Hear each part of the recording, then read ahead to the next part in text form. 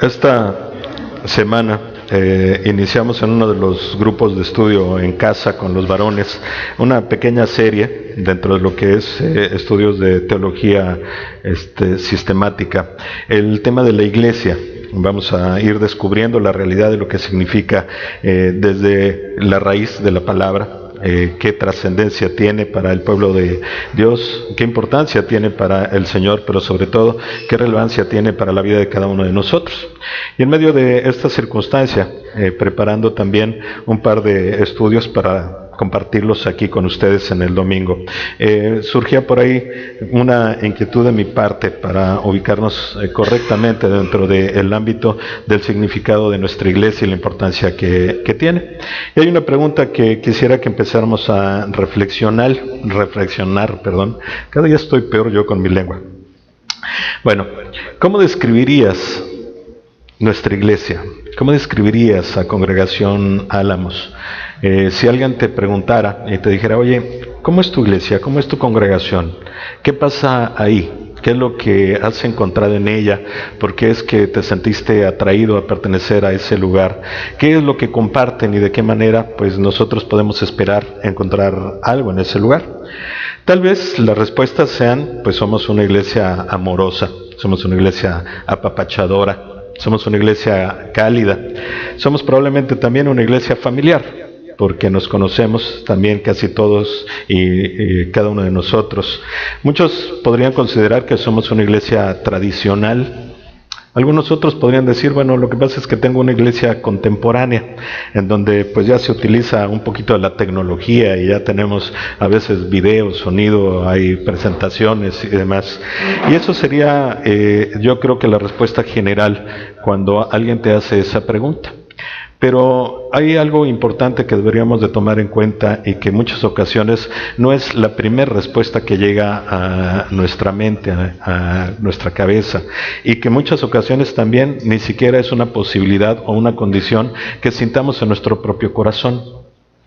Yo creo que el Señor, cuando formó su iglesia, cuando Él estuvo aquí en esta tierra, en este momento, ese lapso de su vida aquí entre nosotros, tenía una idea muy clara en donde sí esas condiciones que acabo de comentar eran parte de la iglesia. Era un grupo de personas conocidas donde se unían, donde se servían unos a otros, se congregaban regularmente en casas. No había estos conceptos de iglesia como tal, con edificios específicamente hechos para esta finalidad. Después de la persecución, después de que el Señor Jesús muere en la cruz, entrega su vida, va al cielo, ya después de haber resucitado, hubo una dispersión tremenda en Jerusalén, y los creyentes, los que para ese momento se les llama por primera vez cristianos, son dispersados. Y por esa necesidad de tener que ocultarse, porque eran perseguidos y muertos la mayor de las veces, se empezaron a congregar en lugares mucho más familiares, más estrechos, en casas, en habitaciones incluso de alguna manera ocultas, para que ellos tuvieran esta posibilidad de congregarse, de compartir el Espíritu de Dios, de compartir el Evangelio del Señor, pero pasar desapercibidos de las multitudes. Hay testimonio de esto. Daniela, a quien algunos conocen, esta muchachita que estamos sosteniendo, parte de su sostén en el norte de África, nos platicaba por medio de su mamá que estuvo en Turquía unos días ahí visitando sitios muy específicos dentro de la historia de la iglesia primitiva, de los primeros años de la iglesia en esa región, apenas después de la muerte del Señor Jesucristo, y decía que es impactante el darte cuenta cómo en lugares que eran prácticamente cuevas, con mesas ahí talladas en la piedra directamente, eran los sitios donde la gente se congregaba. Y yo creo que si nos ponemos y nos ubicamos en ese contexto, pues sí vamos a poder encontrar esas condiciones o características que podrían describir a nuestra iglesia. Evidentemente ahí había amor, había fraternidad, había compañerismo, había incluso servicio en medio de todo esto. Pero la pregunta va un poco más allá y no es el hecho de cómo es que nosotros vemos a la iglesia, sino cómo es que Jesús veía a su propia iglesia y cómo Él nos pidió que viviéramos a través de esta experiencia de formar parte de su cuerpo en este mundo, y de qué manera deberíamos de proyectarnos hacia los demás. Yo creo que si a usted les diría o les dijera que nosotros somos llamados a ser una iglesia poderosa, muchos nos preguntaríamos ¿de qué manera? Sobre todo congregacional, una iglesia pequeña, una iglesia familiar, una iglesia que apenas llegará a unos 100 miembros cuando estamos todos congregados. Pero la realidad es esa. Dios y Jesucristo vino a fundar una iglesia con poder, una iglesia poderosa. No nos tenemos que ubicar en este contexto de una iglesia muy impactante y que tenga los mejores recursos, tampoco de una iglesia tremendamente grande como conocemos algunas. No estoy diciendo que no sean esas iglesias bendecidas por Dios, sino lo que estoy marcando es que no es el objetivo principal de la iglesia el tener justamente ese impacto trascendente a través de grandes recursos tecnológicos, a través de grandes cantidades de dinero o a través de una iglesia completamente numerosa. Yo creo que si nosotros nos ubicáramos hacia esta realidad de lo que el Señor pone y Él quiere que sea su iglesia, pues vamos a cambiar completamente nuestro concepto acerca de cuál es nuestro objetivo, cuál es nuestra misión dentro de este cuerpo que hoy se llama Congregación Álamos.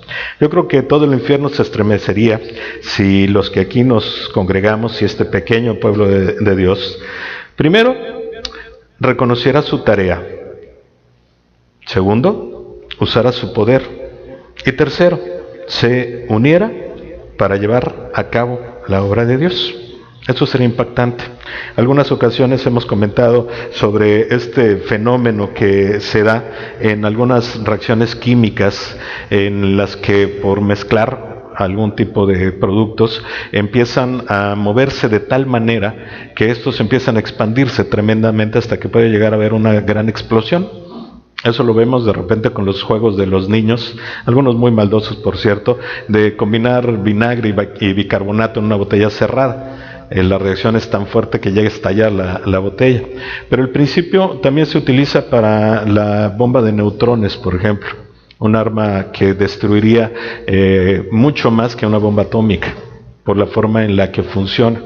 Pero si ese concepto lo tomamos hacia nosotros mismos, hacia nuestra iglesia, nos convertiríamos justamente en una iglesia que tiene ese poder. Empezarnos a mover nosotros poco a poco, al grado de tocar a los que están a nuestro lado, motivarlos para que ellos se muevan y a su vez ellos motiven a los demás. Seríamos una iglesia en expansión, una iglesia que se dilata, así como el universo, así como la obra de Dios, porque su palabra dice que su obra se dilata y no en el término de que se retrasa, sino que se expande, y eso es lo que nosotros tenemos que buscar ahí. Así que una iglesia poderosa sería justamente una en la que cada uno de sus miembros, primero, reconociera y recordara cuál es la tarea, para qué fue llamado, para qué fue de alguna manera salvado, para qué se le dio esta oportunidad de que la gracia de Dios le alcanzara. Yo creo que todos tenemos que recordar que tenemos una misión específica dentro de la obra del Señor. Ya vamos a verlo un poquito más adelante en Mateo 28. Pero tenemos que entender también cuál es el concepto de Dios respecto a su iglesia. Segunda de Corintios 10, versos 4 y 5 dice así: porque las armas de nuestra milicia no son carnales, sino poderosas en Dios para la destrucción de fortalezas, derribando argumentos y toda altivez que se levanta contra el conocimiento de Dios y llevando cautivo todo pensamiento a la obediencia a Cristo. ¿Qué podemos aprender de ese pasaje? La realidad es que Dios nos conoce y conoce perfectamente bien cuál es la condición de nuestro corazón, y Él sabe que necesitamos ser todo el tiempo recordados e invitados a utilizar el poder que ya nos ha dado. Todos y cada uno de nosotros que entregamos nuestra vida al Señor Jesucristo, todos los que aceptamos ese camino, que es el único camino para llegar a Dios, ya somos poderosos por el simple hecho de haber dado ese paso de fe para que la gracia cubriera nuestras vidas. Y en este sentido, pues sí, estamos llamados a que utilicemos el poder de Dios que ayuda para destruir fortalezas, para derribar argumentos y para destruir toda altivez, incluso la nuestra. Es la principal, porque muchas veces somos el estorbo más grande para que la obra de Dios se realice.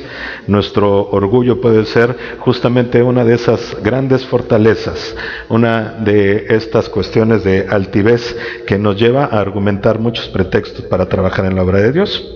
Tenemos que entender entonces que somos llamados justamente a utilizar el poder de Dios. Todos tenemos ya en nuestra vida un llamado, una comisión que el Señor nos da y que al final del libro de Mateo lo describe con toda puntualidad el Señor. Mateo 28 versos 19 y 20 dice así: por tanto, id y haced discípulos a todas las naciones, bautizándolos en el nombre del Padre y del Hijo y del Espíritu Santo, enseñándoles que guarden todas las cosas que os he mandado, y aquí yo estoy con vosotros todos los días hasta el fin del mundo. Amén. Qué interesante es que pudiéramos analizar, y lo haremos en alguna otra ocasión, palabra por palabra, ese pequeño pasaje, esa instrucción, esa petición, ese mandato de parte del Señor Jesucristo hacia sus discípulos en su momento, pero que hoy hace eco para la vida de cada uno de nosotros.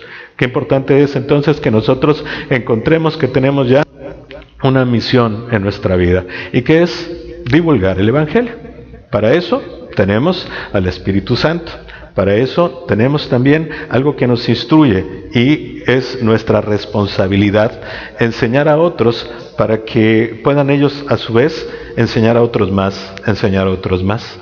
Con este efecto, como les comento, así como esa combinación de bicarbonato y vinagre, lo mismo, que nos podamos nosotros ir expandiendo a tal grado que alcancemos a todas las personas que están a nuestro alrededor. Dios, algo también crucial en medio de la realidad de nuestras vidas, Él no nos deja a la deriva para cumplir con su propósito. Recordemos que su palabra dice que Él nos ha provisto con todo lo necesario. Su palabra dice que Él nos da tanto el querer como el hacer. Cuando hay una buena intención en nuestro corazón, no nos jactemos de que somos muy buenos. Se me ocurrió algo. No, cada vez que haya algo bueno en tu corazón es porque el Señor lo puso ahí. Lo puso porque Él quiere que reaccionemos hacia esa necesidad alrededor de nosotros. Pero también hay un secreto: no tan solo nos puso esas buenas intenciones en el corazón, sino que Él mismo ya nos ha capacitado para poder llevarlas a cabo. No tenemos que echar mano de nada que esté a nuestro alrededor, sino simplemente ser atentos a lo que el Señor nos pide que hagamos. Y en medio de esto, Él nos irá poniendo, incluso en muchas ocasiones milagrosa y maravillosamente, las capacidades y las condiciones para que podamos nosotros cumplir con lo que Él ha puesto delante de nuestra vida y que ha puesto claramente en nuestro corazón. Para esto tenemos que reconocer que Dios no nos deja a nosotros solos. El Señor ha provisto todo lo que necesitamos para llevar a cabo la obra que Él ha puesto delante de nosotros. Pero cada iglesia es responsable de colaborar activamente con Él. Y este es uno de los temas que hoy y la próxima semana quisiera que pudiéramos entender con claridad. Hay trabajos solos que el Señor pone en nuestro corazón y que tenemos que llevar a cabo por nosotros mismos. Eso es cierto. Esa es una misión y una visión totalmente particular. Pero también tenemos una responsabilidad que es compartida, que se llama justamente el crecimiento de la obra a través del cuerpo y la iglesia de Cristo. Y todos somos miembros de ella. Por eso es que es una responsabilidad compartida. Y tenemos que empezar a transformar, a renovar nuestro entendimiento para poder comenzar este trabajo en el que se requiere que todos nos comportemos justamente como miembros de un solo cuerpo, para que podamos trabajar unánimemente. No es posible que dentro de un cuerpo las cosas no trabajen en armonía. Lamentablemente, en muchas ocasiones, en las congregaciones y en las iglesias, justamente esto es lo que actúa en nuestras vidas. No queremos ser parte de. Nos comportamos como individuos y eso nos trae un grave problema hacia adelante. Pero recordemos entonces que el Señor ha puesto en nuestro corazón tanto la misión como la capacidad para hacerlo. Y Él nos ha dado una provisión maravillosa. Antes que nada, Él ya nos proveyó el Evangelio. Y dice, ante todo, Dios nos ha dado un mensaje de reconciliación y de redención para transmitirlo al mundo. Eso es importante entender lo que significa el Evangelio. El Evangelio es justamente llevar esa buena noticia acerca del paso de Dios hecho hombre, representado como su Hijo en este mundo, para que Él tuviera esa posibilidad de derramar sangre en la cruz para poder salvarnos a nosotros. Ese es el Evangelio de Cristo. Y es nuestra responsabilidad compartirlo con los demás. Él ya nos los dio. Él ya nos dijo cuál es esa verdad, cuál es el camino. Y sobre todo, a cada uno de nosotros nos ha dado ya esa experiencia personal en el corazón, en el que hemos podido cerciorarnos de la veracidad de su palabra. Hace rato nos comentaba y nos compartía Rodolfo este corito que cantamos en donde se ponían estas condiciones acerca de cómo es Dios, de su naturaleza, de esta realidad que representa para nosotros. Y una de esas grandes facetas de Dios es que Él es veraz. También es misericordioso, también es fiel, pero también es poderoso. Y en medio de esto es que debemos nosotros estar muy tranquilos y muy seguros, en el sentido de que si Él nos pide que hagamos algo, Él va a estar a nuestro lado, ahí, ayudándonos. Él es veraz, Él solamente dice la verdad, y si promete algo, lo cumple. Y además, el camino a través del que nos lleve siempre será el mejor, aunque nosotros no lo entendamos de esa manera. Romanos 1, 16 y 17 nos dice así: porque no me avergüenzo del Evangelio, porque es poder de Dios para salvación a todo aquel que cree, al judío primeramente y también al griego, porque en el Evangelio la justicia de Dios se revela por fe y para fe, como está escrito, mas el justo por la fe vivirá. Nuestra responsabilidad es compartir esto, compartir la grandeza del plan perfecto de Dios para poder llegar a tener una relación personal con Él, para que logremos rehacer, restituir, reconstruir o renovar nuestra relación con Él. ¿Y cómo es? A través de la fe, porque no es por obras. Eso es lo que tenemos que compartir a otros. No necesitas hacer nada. No necesitas ir y demostrar cosas de benevolencia tratando de aparecer para el mundo como alguien muy bueno, porque ese no es el camino para ganar tu lugar en el cielo. El camino es creer y entregarte por fe, simplemente. Dice que somos salvos por gracia, y esto es un regalo no merecido, es algo que Él nos obsequia, y que lo único que tenemos que hacer es recibirlo y tomarlo en nuestra vida. Ese es el Evangelio del Señor, y eso es lo que nosotros tenemos que compartir. Pero es importante entender que también este es poder de Dios, no es nuestro. A nosotros no nos toca convencer a nadie, nos toca simplemente compartir. El Evangelio por sí solo se defiende. En alguna ocasión leía una figura que nos dicen, el Evangelio es como un tigre poderoso en una jaula, como un león rugiente dentro de una jaula. Lo único que tienes que hacer es sacarlo, solito se defiende, no va a necesitar nada de ti. Y eso es lo que nosotros tenemos que hacer, exponer, hablar y sacar fuera de nuestro interior la realidad que Dios ya realizó en nuestras vidas. Es importante que nosotros lo veamos así, porque el Evangelio de la reconciliación es justamente eso, la posibilidad de ser reconciliados con Dios. Y es un poder tan grande que también está dado a nosotros, porque al compartir, nosotros también somos reconciliadores del mundo con el Señor.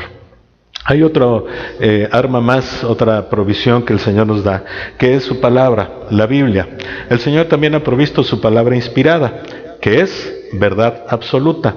Juan 17:17 dice: santifícalos en tu verdad. Tu palabra es verdad, completamente veraz. No tenemos que dudar nada de ella. No hay inconsistencias, no hay incongruencias, no hay algo que se contradiga. Su palabra es verdad, toda, completa, absoluta. Simplemente tenemos nosotros que aprender a echar mano de otra herramienta más que el Señor nos provee para poderla entender. Pero también en 2 de Timoteo 3, 16 al 17 nos dice: toda la Escritura es inspirada por Dios y útil para enseñar, para redarguir, para corregir, para instruir en justicia, a fin de que el hombre de Dios sea perfecto, enteramente preparado para toda buena obra. A través de su palabra es que nosotros nos equipamos. A través de su palabra es que nosotros desciframos todo lo que el Señor ya nos dio en nuestro corazón. El Espíritu de Dios, que esta es la tercera gran provisión que Dios nos ha dado, nos ayuda justamente para poder entender todo lo que Él ya nos legó en su palabra. Es también quien nos ayuda para poder tener esa comunicación directa con el propio Espíritu de Dios. Y dice así en Hechos 1, versos 4 a 5 y después el 8, dice: y estando juntos les mandó que no se fueran de Jerusalén, sino que esperasen la promesa del Padre, la cual les dijo: oísteis de mí, porque Juan ciertamente bautizó con agua, mas vosotros seréis bautizados en el Espíritu Santo dentro de no muchos días, pero recibiréis poder cuando haya venido sobre vosotros el Espíritu Santo, y me seréis testigos en Jerusalén, en toda Judea, en Samaria y hasta lo último de la tierra.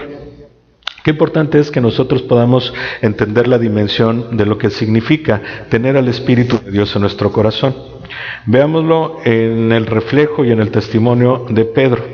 Pedro fue un compañero de años, por lo menos 3, estuvo con el Señor Jesucristo a su lado, todo el tiempo, aprendiendo, trabajando, tropezándose, engrandeciéndose en conocimiento, en experiencia, siendo muy movido a experimentar el poder de Dios. Y lo vemos en varias ocasiones, ¿no? Incluso caminando sobre el agua, también tropezándose y negando al Señor y haciendo cosas que en muchas ocasiones nosotros lo vemos como algo no conveniente, pero que cuando lo analizamos en su totalidad nos da a entender que todas las experiencias que él pasó fueron necesarias para poderlo equipar para lo que venía más adelante.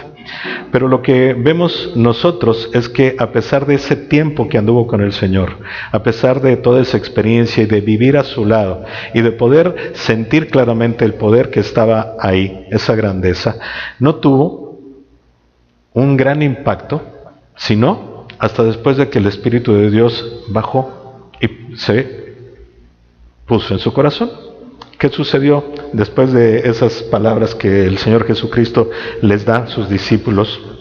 Viene su muerte, su resurrección, y en medio de toda esta circunstancia les da la promesa de que el Espíritu de Dios va a bajar en ellos. Tiempo después, es el tiempo del Pentecostés, hay una reunión de muchas personas, y Pedro, estando ahí, empieza a compartir y a predicar, y en medio de esa predicación justamente es el momento en el que el Espíritu de Dios, su Espíritu Santo, llega a morar en el corazón de todo creyente. Y es impactante ese momento. Pero lo más impactante es que lo que Pedro logró hacer a través ya de esa capacidad que el Espíritu le dio fue hablar de tal manera que 3,000 personas creyeron en ese mismo día. Entonces nos damos cuenta que nosotros tenemos ya el Evangelio del Señor, tenemos el conocimiento del camino para llegar a reconstruir nuestra relación con Él. Tenemos su testimonio y su palabra, la cual nos instruye, nos capacita, nos da todo lo necesario para que aprendamos cómo ser cada día mejores. Pero mientras no tengamos el Espíritu de Dios en nuestro corazón, las dos partes iniciales no sirven de nada. ¿Sirven como conocimiento nada más? Probablemente sí, como cuestión incluso de, decíamos en algunas ocasiones, de capacidad intelectual y probablemente de este conocimiento para poder seguir cualquier tipo de conversación, pero no tiene ningún poder. El poder lo da el Espíritu de Dios. Y eso es importante que nosotros lo entendamos, porque ya es una provisión que el Señor ha puesto en nosotros y en nuestro corazón. Ahora bien, después de reconocer que Él ya proveyó para que pudiéramos cumplir con lo que nos está pidiendo, pues también tenemos que reconocer que tenemos cada uno de nosotros un trabajo por hacer. Porque la pregunta es clara: ¿en qué momento hemos creído que recibimos el regalo de la salvación para que podamos holgazanear y esperar que Jesús nos lleve al cielo? Hay una realidad muy clara. El Señor promete y Él va a cumplir. Y si Él nos prometió que vamos a ser salvos y vamos a estar con Él reinando, Él lo va a cumplir, a pesar de que hagamos o no hagamos nada. Pero ¿en dónde queda nuestro compromiso? ¿En qué parte nosotros nos vamos a sentir llenos y satisfechos cuando en nuestra vida nos dedicamos simplemente a dejar pasar las cosas, a esperar que el tiempo llegue? Yo ya tengo la garantía de vida eterna, entonces no me tengo que mover. Eso sí sería una incongruencia en nuestras vidas, porque el Señor nos ha dado la salvación para algo especial, ya lo leímos anteriormente, para que hagamos trabajo de evangelismo, para que nosotros llevemos las buenas nuevas a otros, para que sirvamos a los demás, para que podamos, a través de cualquier instancia que el Señor haya puesto en nuestras manos, poder representarlo en este mundo. Estábamos estudiando en el estudio temprano con los servidores acerca de que nosotros hoy ya somos embajadores de Dios en esta tierra. Somos embajadores en el entorno que nos toca. Y eso quiere decir que somos representantes directos de Dios. Entonces, ¿cómo nos podríamos considerar esos embajadores, esos representantes, si no nos moviéramos, si no hiciéramos nada? Él nos llama y equipa para que derramemos nuestras vidas como una bendición sobre los demás. Tenemos una responsabilidad personal. Recordemos nuevamente las palabras que dice Mateo al final. Por tanto, id y haced discípulos a todas las naciones, bautizándolos en el nombre del Padre, y del Hijo, y del Espíritu Santo, enseñándoles que guarden todas las cosas que os he mandado. He aquí, yo estoy con vosotros todos los días hasta el fin del mundo. Qué importante es que nosotros entonces reconozcamos que tenemos un pendiente, tenemos una deuda, tenemos algo por hacer, tenemos una tarea por cumplir, tenemos un trabajo que concluir. Esto es importante en nuestras vidas. Ahora bien, esa responsabilidad que se tiene es porque cada miembro de la iglesia juega un papel esencial en la determinación de la vitalidad de su congregación. ¿Cómo quieres ver a Iglesia Congregación Álamos durante algunos años? Yo creo que todos tenemos una visión en la que nos gustaría ser parte de algo grande, algo trascendente, algo que deje huella. Y si ese es el sentir en tu corazón, entonces pues hay que buscar qué es lo que nosotros debemos de estar haciendo. ¿Por qué?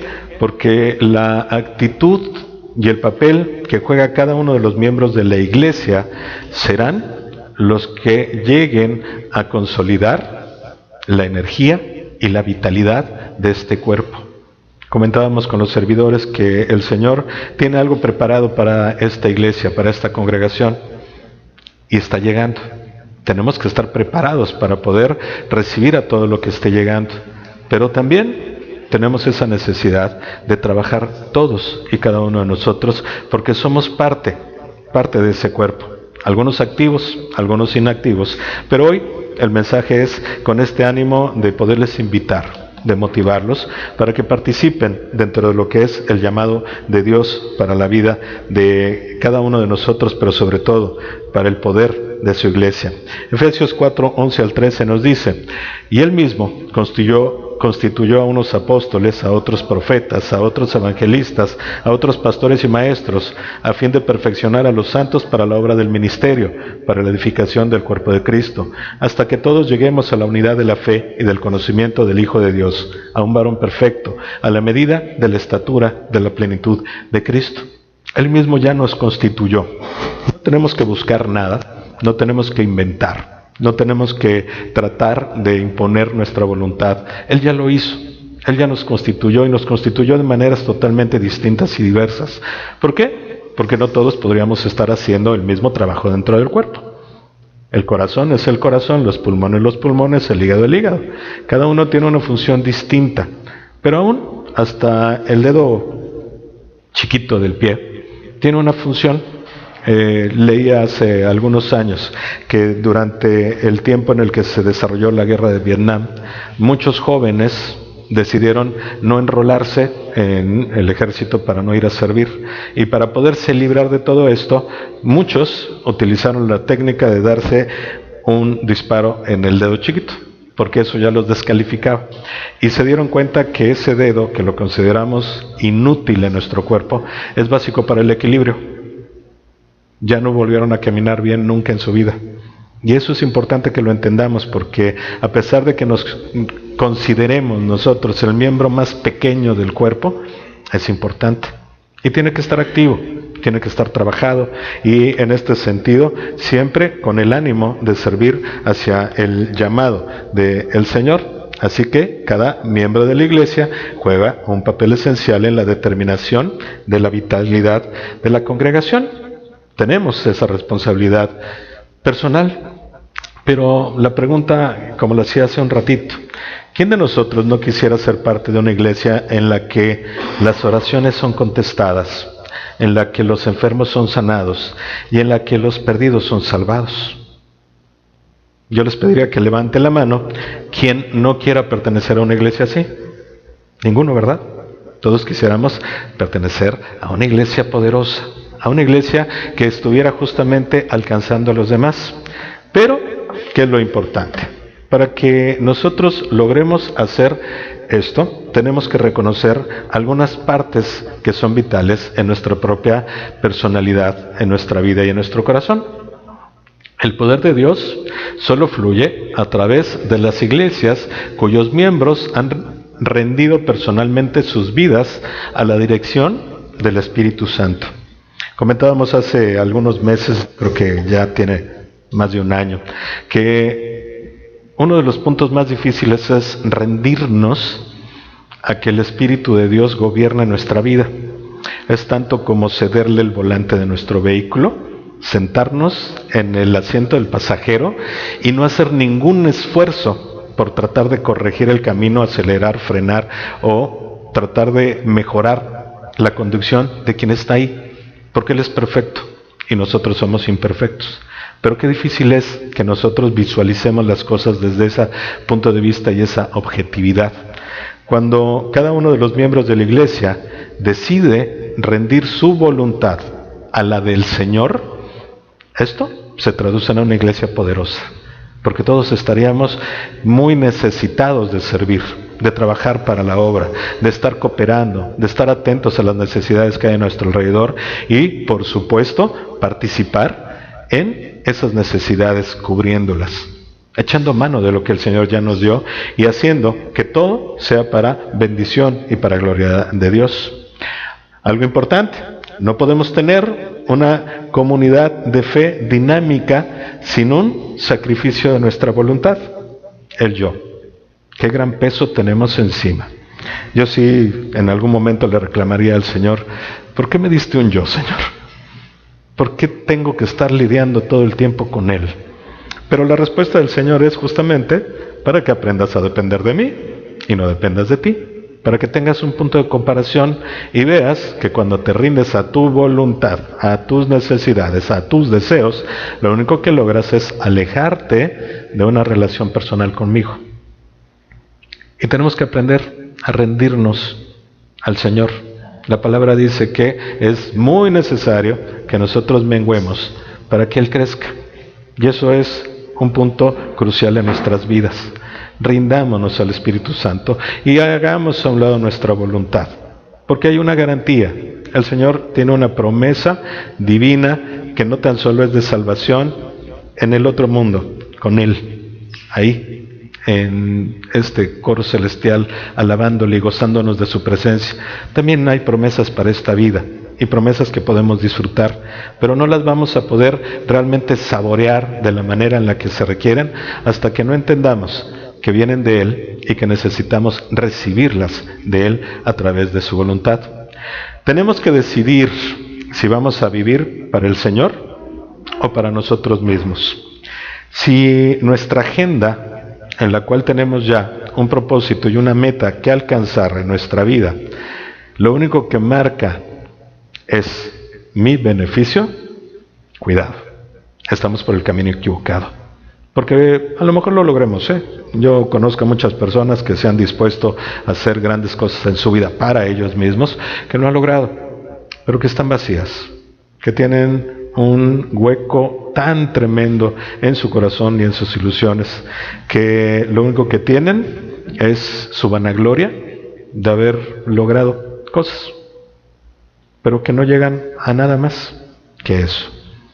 Leíamos por ahí una reflexión que dice que hay hombres tan ricos, pero tan pobres, que lo único que tienen es su dinero, solamente. Qué triste es vivir en una soledad que no alcanza a cubrir nada del calor que el Señor nos puede dar. Esa comparación es increíble y también es un punto que nosotros debemos de reflexionar. Tenemos una responsabilidad personal. ¿Quieres ser usado grandemente por Dios? Aquí algunos consejos y con eso ya vamos a ir terminando. Primer consejo, reconoce tu incapacidad para cumplir el propósito de Dios sin el poder y la guía del Espíritu Santo. Cuando nosotros nos rendimos al Señor, salimos ganando. Hace un par de semanas escuchábamos una canción que nos compartió Rodolfo, en la que dice que la única batalla en la que conscientemente quiero perder es en la batalla con el Señor, rendirme a Él, porque si yo pierdo, gano. Es importante entenderlo desde ahí. Si yo me hago ya a un lado, pongo en un punto donde se pueda destruir y quemar mi orgullo, mis grandes deseos, mis pasiones y todas mis necesidades, se las entrego al Señor. En ese momento voy a salir siendo un gran vencedor. Voy a ganar toda batalla, porque ya no la voy a pelear yo, la va a pelear Dios por mí. Otra condición y consejo para poder convertirnos en una iglesia poderosa es enfrentar cada pecado conocido que el Señor traiga a nuestra mente. Qué importante es esta acción de la confesión. Muchos tenemos una idea errada acerca de lo que significa la confesión. No voy a hacer comparaciones, simplemente voy a explicar qué significa. Significa lo que ahí está escrito. El Señor pone en mi corazón algo que no es conveniente, que no está trayendo un buen resultado a mi vida, o que a lo mejor por el momento trae muy buenos resultados, pero ya me está poniendo la visión que a la larga o a largo plazo voy a tener resultados negativos. Si eso está sucediendo en mi corazón, lo que tengo que hacer es, Señor, te confieso que es verdad. Estoy siendo manipulado, estoy siendo influido, estoy siendo llevado por esos malos pensamientos o esas malas acciones.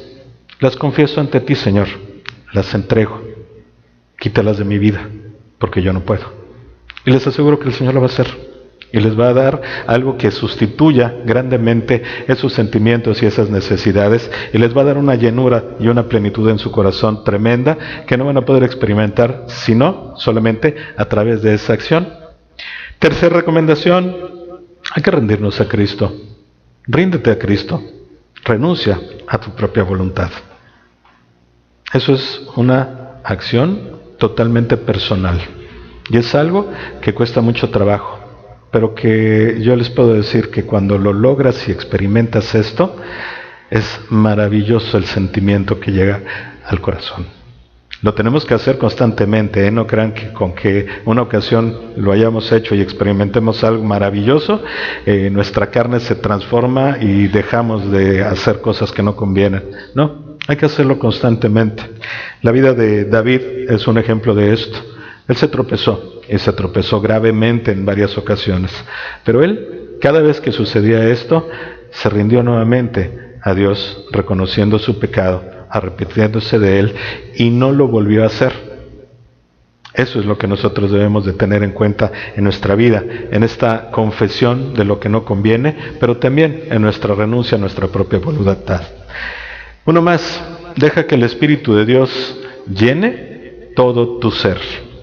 Hay unos sentimientos tan tristes en las personas que los describen de muchas formas, pero la realidad es que hay una sola raíz en medio de todos esos malos sentimientos, y es un vacío en el corazón, un vacío que los provoca a andar en una búsqueda constante para llenarlo, y lo tratan de llenar con muchas cosas, ninguna de ellas total, ninguna de ellas completa, ninguna de ellas termina por llenar ese vacío. ¿Y saben por qué? Porque ese vacío solamente se puede llenar con el Espíritu de Dios, únicamente. Leía un artículo hace algún tiempo que explicaba acerca, hoy ya, de ciertos análisis científicos y reflexiones, que hay un lugar en nuestra mente que solamente puede ser ocupado y llenado por Dios. Los científicos ya están también en esta parte aceptando que hay cosas que no tienen explicación y que en medio de ese no tener explicación, pues se lo atribuyen a quien se lo deben de atribuir, a Dios. Y hay ese espacio que si nosotros no lo llenamos, si no permitimos que el Señor venga a morar en nuestro corazón y llene esos pensamientos, va a quedar siempre vacío y siempre vamos a tener esta necesidad de sentirnos incompletos, insatisfechos, sin plenitud. Y cuando experimentamos la llenura del Espíritu de Dios es maravilloso, de verdad, porque empezamos a darle cada vez menos importancia a nuestros deseos. No quiere decir que no existan, todos queremos tener cada vez algo mejor en nuestra vida. Eso es natural, no es algo tampoco que sea en ningún momento reprochable, o que sea algo que nosotros podamos criticar. Sí se llega a mostrar en un problema cuando eso sea nuestro único motor, el quiero. Pero cuando es simplemente esta necesidad de sentir que estamos siendo bendecidos y que estamos creciendo, pues también se vale.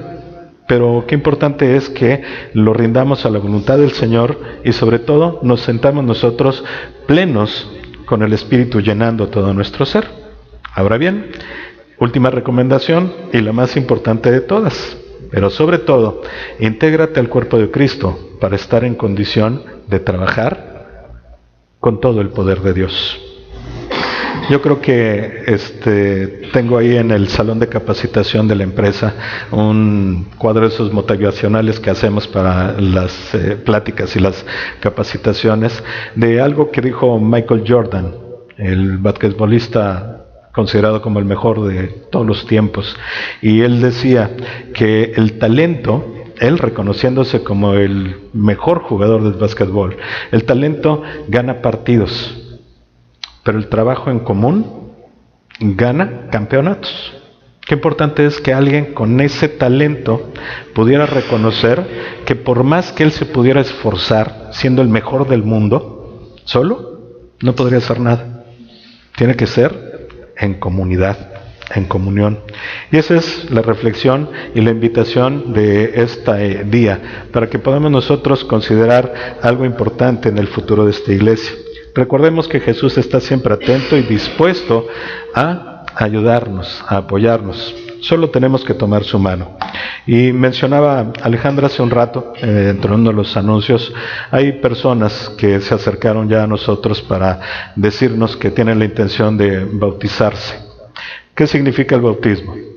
El bautismo no es más que un acto público de una decisión privada. No tiene nada milagroso ni maravilloso. No es más que, como dice Greg, entra una persona seca y sale una persona mojada. Un pecador, y considerámoslo desde ese punto de vista. Pero qué importante es que nosotros reconozcamos esta necesidad de hacer público el hecho de nuestra decisión de seguir a Cristo. Y eso es importante, porque a la vez también se hace público un compromiso. Y el compromiso es servir en una iglesia, servir en el cuerpo al que ahora desean pertenecer. Y en medio de esta circunstancia les animo a que si alguien más tiene ese deseo, si el Señor ya puso en su corazón esa necesidad de tomar el bautismo, porque finalmente Él nos manda a que seamos bautizados, pues se acerquen a nosotros, porque pronto los vamos a tener. Y qué mejor que sea dentro de 1 o 2 semanas, porque así va a ser menos frío. Y lo digo por mí, porque meterse al agua no me gusta. Pero hagámoslo por favor pronto. Y esto es porque Congregación Álamos necesita eso, necesita que cada día podamos experimentar más el poder de Dios en nuestras vidas, pero que lo podamos expresar a través del poder de Dios por medio de su iglesia. Así que yo los dejo con esa reflexión para esta semana. Encuentra en tu corazón cuál es la necesidad que Dios ha puesto para que sirvas en tu iglesia. Encuentra en tu corazón cuál es la motivación para que des el paso hacia adelante y poder tomar la decisión de participar activamente en tu iglesia. Pero sobre todo, encuentra en tu corazón la necesidad de compartir las buenas nuevas de Dios. Recuerda que hoy tenemos tanto el querer como el hacer. Dios ya nos llamó, Él ya nos santificó, Él ya nos capacitó. Y también Él ya nos envió a que hagamos algo. Cumplamos con lo que es la gran comisión. Oremos, por favor. Señor mi Dios, te damos muchísimas gracias una vez más por esta oportunidad que nos das de compartir tu palabra, de ver con ojos claros, con los del Espíritu, cuál es la necesidad que tenemos hoy en esta vida acerca del trabajo y del servicio que se requiere para tu obra. Yo te pido, Señor, que pongas en el corazón de cada uno de mis hermanos cuál es ese llamado particular hacia el servicio, hacia esta participación en tu cuerpo, Señor. Que pongan ellos en marcha lo que ya está ahí en su corazón y en sus capacidades. Yo te pido, Señor, que hoy veamos esta gran necesidad que hay de redención en el mundo y que nosotros somos llamados a participar en ella. Tú, Señor, has puesto ya en nuestro corazón tu evangelio de la reconciliación y ahora lo único que necesitamos es que a través de permitir y de darle rienda suelta al poder de tu Espíritu en nuestro corazón, cumplir con ella, ir y llevar las buenas nuevas a otros, Señor, trabajando activamente en esta tu iglesia. Te damos gracias porque tu bendición es clara, Señor, porque sabemos perfectamente que tú nos impulsarás a seguir adelante y nos vas a dar el gozo, Señor, de ver esta intención cumplida aquí, en esta tu iglesia. Gracias, Señor, te damos en el nombre de Jesús. Amén. Que tengan muy buena semana.